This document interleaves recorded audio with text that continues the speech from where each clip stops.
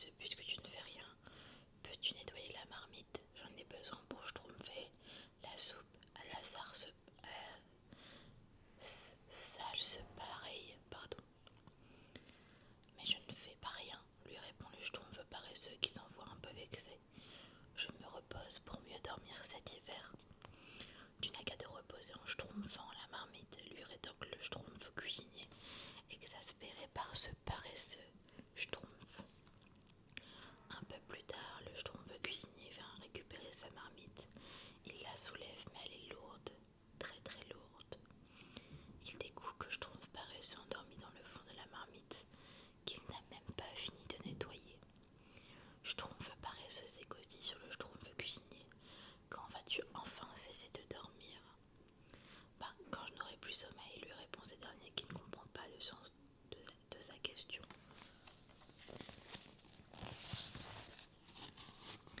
Ici tu vois Schtroumpf cuisinier avec sa marmite.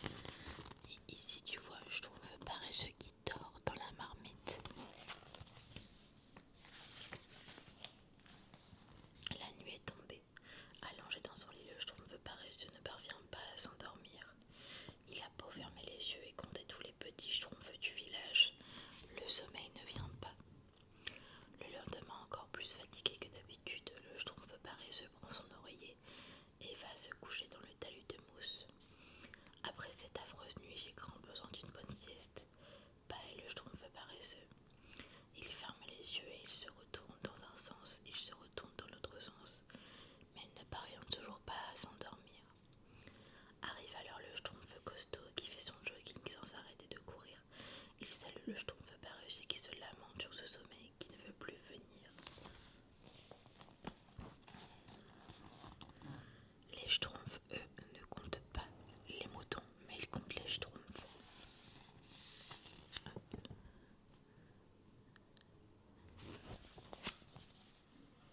Tu aimes bien cette histoire pour l'instant? Le Schtroumpf costaud lui conseille de faire du sport. Rien de tel qu'une bonne journée sportive pour dormir comme le bébé Schtroumpf le soir. Du sport? Mais comment on schtroumpf ça? L'interroge le Schtroumpf paresseux qui n'a jamais fait de sport de sa vie. Ni une ni deux, le Schtroumpf costaud empoigne le Schtroumpf paresseux par la main et l'entraîne courir avec lui en lui annonçant le programme du jour. Triathlon, escalade, pompe, séance de yosekan, puis Schtroumpf. Épuisé par sa journée sportive, le Schtroumpf paresseux s'affale sous le pommier et s'endort. Mais un court instant seulement car poète, le Schtroumpf musicien répète pour son concerto d'hiver. Hors de lui, le Schtroumpf paresseux se met à le poursuivre en brandissant son trombone. Il passe devant le Schtroumpf costaud qui, heureux, s'enorgueillit d'avoir donné le goût du sport au Schtroumpf paresseux. J'ai toujours su qu'un grand sportif dormait en lui.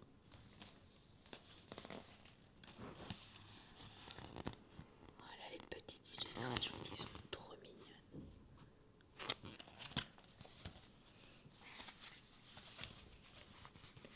La nuit est à nouveau tombée sur le village des Schtroumpfs. Allongé dans son lit, le Schtroumpf paresseux a mal partout, mais il ne trouve toujours pas le sommeil. Il décide d'aller regarder dans les champignons voisins pour voir si d'autres Schtroumpfs sont comme lui, mais non. Tous dorment paisiblement, même le Schtroumpf fait tard. Seul Schtroumpf paresseux se met à pleurer à chaudes larmes. Réveillés par ses pleurs, les Schtroumpfs en pyjama arrivent pour le consoler. Tous y font de leurs conseils pour l'aider à retrouver son sommeil. Tu devrais schtroumpfer la relaxation, lui recommande le Schtroumpf yogi en faisant une pause du lotus. Va plutôt écouter un discours du Schtroumpf à lunettes, rigole le Schtroumpf fêtard. Moi, ça me fait dormir à tous les coups. Bois plutôt ça, Schtroumpf paresseux. C'est une tisane de valériane et d'ortie, lui conseille le grand Schtroumpf en lui offrant une tasse de thé fumante. Hop, tous les Schtroumpfs et Schtroumpf paresseux qui n'arrivent pas à dormir. Ah non, Schtroumpf fêtard qui dort, pardon.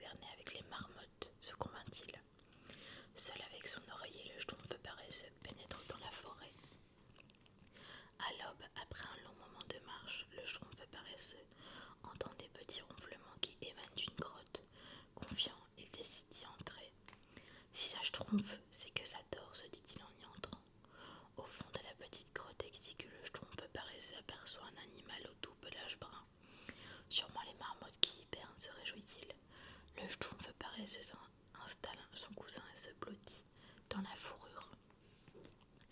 Mais les marmottes ronflent un peu trop fort au cou du schtroumpf paresseux qui donne un léger coup de coude dans le pelage. Vous ne pourriez pas schtroumpfer un peu moins de bruit demande-t-il naïvement.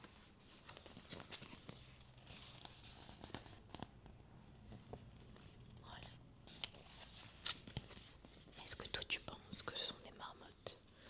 Moi, je penche plutôt pour un ours. En effet,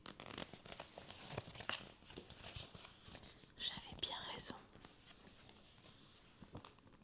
Dans un grand râle, l'animal réveillé se redresse de tout son long de face. Il est beaucoup plus grand que de dos. Paniqué, le schtroumpf paresseux découvre qu'il ne s'agit pas d'un repère de marmotte, mais de la grotte d'un ours très en colère. Le schtroumpf paresseux s'enfuit hors de la grotte à toute vitesse. Pour échapper à l'assaut de l'ours, il plonge sous un gros tas de feuilles.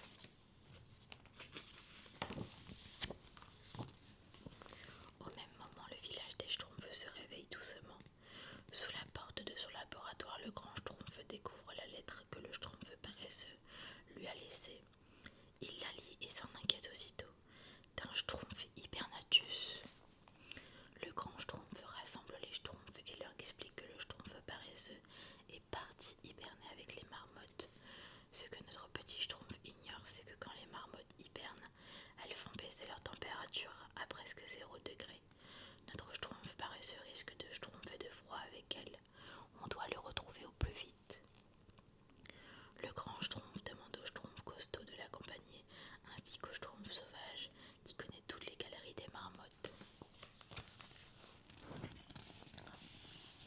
Les petites illustrations.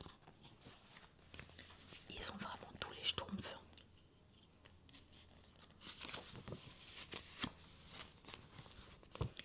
Au même moment, dans la forêt, sous son tas de feuilles, le Schtroumpf paresseux aperçoit un hérisson qui, allongé sous les feuilles, dort paisiblement.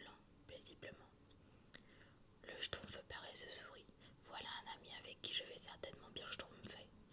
Le Schtroumpf paresseux s'approche de l'animal endormi pour se blottir contre son ventre, mais surpris en plein sommeil, le hérisson se réveille et se met en poule en ouvrant ses piquants en plein dans le derrière de Schtroumpf paresseux. Aïe, ouïe, hurle le pauvre Schtroumpf paresseux qui sort du tas de feuilles en courant.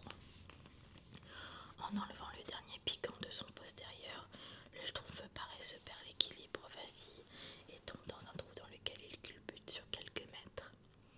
Schtroumpf alors, une galerie de marmottes, s'exclame-t-il en voyant la famille de rongeurs qui hibernent. Ça y est, je vais pouvoir enfin dormir pendant des mois. Ça a dû lui faire mal. Elles sont pas trop mignonnes, ces petites marmottes.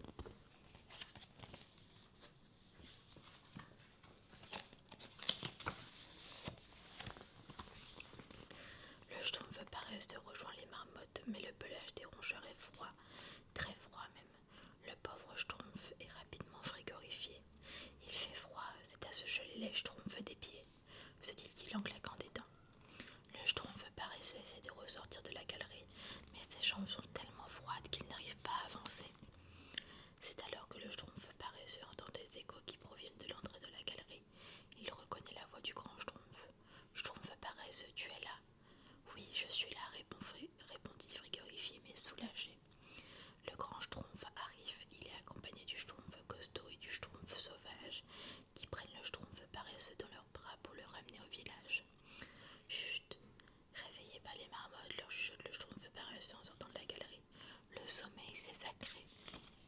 Il sait de quoi il parle.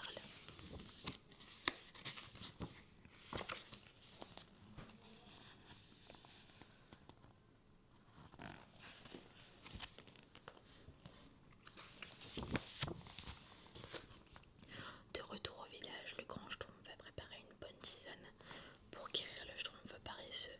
Il le cherche partout pour la lui donner mais ne la trouve pas. Mais où est-il encore passé, s'inquiète le grand Schtroumpf. Les Schtroumpfs font signe au grand Schtroumpf de venir voir du côté de la forêt. Sous le pommier, le Schtroumpf paresseux dort paisiblement. Le Schtroumpf musicien arrive pour répéter son concerto d'hiver, mais le Schtroumpf cuisinier lui bouche aussitôt son trombone avec un gros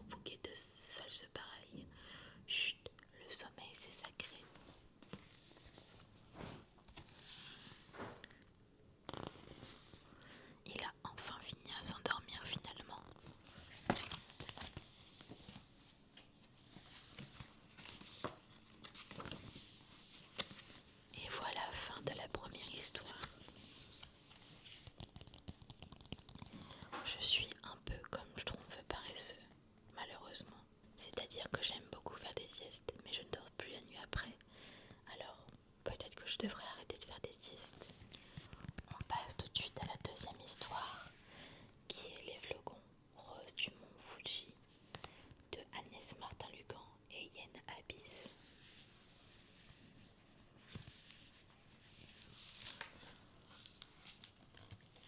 Les illustrations sont absolument magnifiques. Colette et Idriss atterrissent au bord d'un lac sous un ciel bleu. On a dû se tromper d'endroit, remarque Idriss. Et de saison, regarde, tout est vert, c'est le printemps. La carte a peut-être fait une erreur, suggère Idriss. Colette est dépitée. Je ne verrai jamais la neige rose, râle-t-elle, en se laissant tomber dans l'herbe. J'adore les illustrations. Il y a même un petit chat licorne qu'on pourrait chercher. Il est juste ici.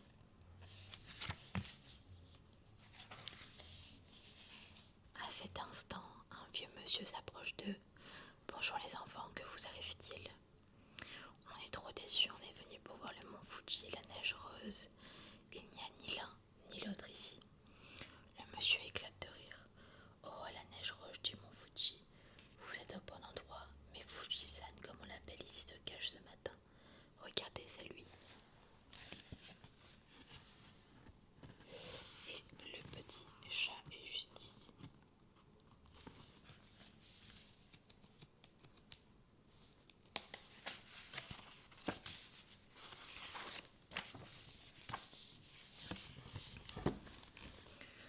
Colette et Idriss sont étonnés. C'est le mont Fuji, cette montagne voilée de brume. On ne le reconnaissait pas avec sa couronne de nuages, dit Idriss. La neige est au sommet, le brouillard va finir par se lever. Il faut apprendre la patience, mes jeunes amis. Bah nous, on n'est pas patients au bout de Colette. Qu'est-ce qu'on va faire en attendant qu'il se montre? Colette est vachement déçue. Et le petit animal est juste ici.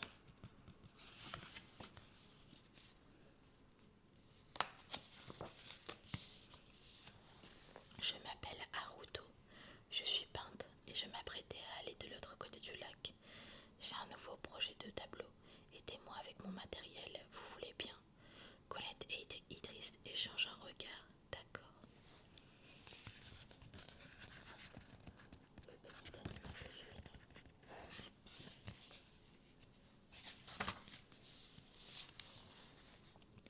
La petite troupe chargée d'un chevalet de toiles de pinceau et de tubes de peinture grimpe dans une barque et traverse le lac. Colette scrute inlassablement le mont Fuji.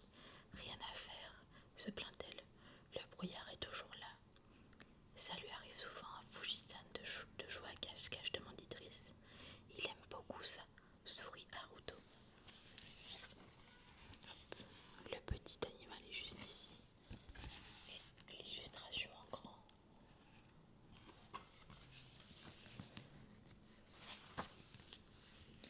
Une fois arrivés sur la terre ferme, le peintre les entraîne dans les rues du village. Les enfants découvrent stupéfaits les tenues de villageois. Oh, tout le monde est en kimono. Haruto rit encore une fois. Ce ne sont pas des kimonos qui sont des vêtements de fête, mais des yukata tout légers pour mettre tous les jours. Ces gens reviennent des bains des sources chaudes. Vous savez, c'est très bon pour la santé. Attendez, demande Idriss, c'est passionnant, je dois m'arrêter pour noter ça dans mon carnet. Et le petit animal est juste ici dans l'arbre.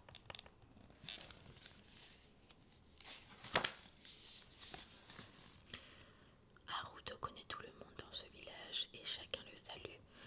Le peintre présente ses nouveaux amis. Ils sont venus voir la neige de Fujisan. Dommage, il n'a pas l'air décidé de se montrer aujourd'hui. On dirait, dit une dame. Peut-être demain, ajoute une autre. Mais nous, on ne sera pas là demain. Colette soupire, de plus en plus déçue. Je cherche où est le petit animal également. Ok. Il est juste ici.